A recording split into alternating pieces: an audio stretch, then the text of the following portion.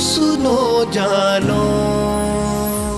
साइंसदानों ने दुनिया को बचाने के लिए आखिरी वार्निंग दी है। ग्लोबल वार्मिंग कितना बड़ा इशू है और पाकिस्तान इससे किस तरह इफेक्ट हो रहा है, इसका हल क्या है। मैं हूँ शम्सा मंशा और आज देखो सुनो जानो की 3 मिनट सीरीज़ में हम आपको यही सब दिखाएंगे। और हाँ, वीडियो देखने से पहले देखो सुनो जानो को सब्सक्राइब ज़रूर करें और बेल आइकन पर क्लिक कीजिए ताकि हमारी नई वीडियोस जब भी अपलोड हो आपके फ़ोन पर नोटिफिकेशन आ जाए।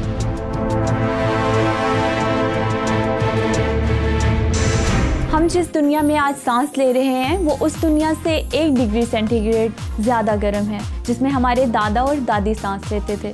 लेकिन इससे भी ज़्यादा ख़तरनाक बात यह है कि ये मज़ीद गर्म हो रही है, यानी ग्लोबल वार्मिंग का अमल तेज़ी से जारी है। साइंसदानों ने फाइनल कॉल दी है कि अगर इसे ना रोका गया तो दुनिया का टेम्परेचर 1% ऊपर चला जाएगा, जिसका मतलब ये है कि समुद्री तूफानों की शिद्दत बढ़ जाएगी और दुनिया के बड़े बड़े साहिली शहर डूबने लगेंगे। कई जगहों पर बारिशें इतनी कम होंगी कि ज़मीन बंजर हो जाएगी और कुछ इलाके तूफ़ानी बारिशों से सैलाब में डूबने लगेंगे। ग्लोबल वार्मिंग हो क्यों रही है? धुआं छोड़ती गाड़ियाँ, इंडस्ट्रीज़ और दरख्तों का मुसलसल कम होना इसकी सबसे बड़ी वजूहात हैं। वो कौन से ममालिक हैं जिनकी वजह से दुनिया का दर्जा हरारत तेज़ी से बढ़ रहा है? तो जनाब, उनमें सबसे बड़ा हिस्सा चीन का है, यानी 28.6%। उसके बाद अमेरिका, इंडिया, रशिया और जापान का नंबर आता है, जबकि पाकिस्तान का हिस्सा सिर्फ 0.78% है, यानी दुनिया में 122वें नंबर पर। लेकिन अफसोस की बात यह है कि वो ममालिक जो माहौलियाती तब्दीलियों से सबसे ज़्यादा मुतासिर हो रहे हैं, उनमें पाकिस्तान 7वें नंबर पर है। इसका एक सबूत तो ये हम सब देख रहे हैं कि खुसूसन पंजाब और सिंध में मौसम सरमा सिकुड़ता जा रहा है, जबकि मौसम गर्मा शदीद और तवील हो रहा है।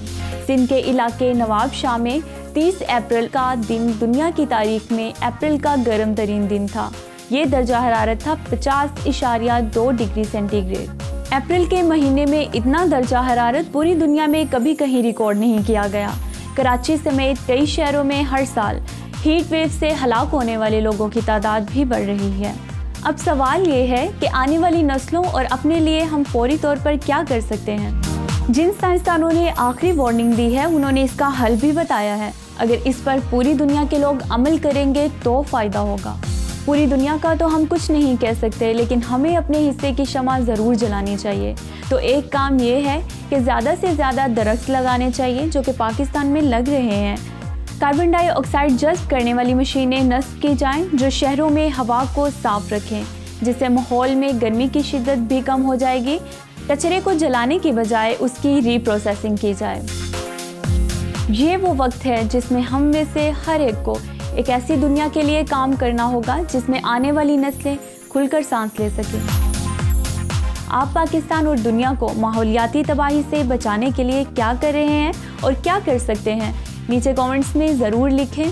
अगर आप जानना चाहते हैं कि अफ़गान तालिबान किस तरह से बने थे और 30 ट्रकों की कहानी क्या थी, तो यहाँ क्लिक कीजिए। अगर आप जानना चाहते हैं कि पाकिस्तान से आधी आबादी और आधे रकबे वाला मुल्क जर्मनी इतना ताकतवर क्यों है, तो यहाँ क्लिक कीजिए।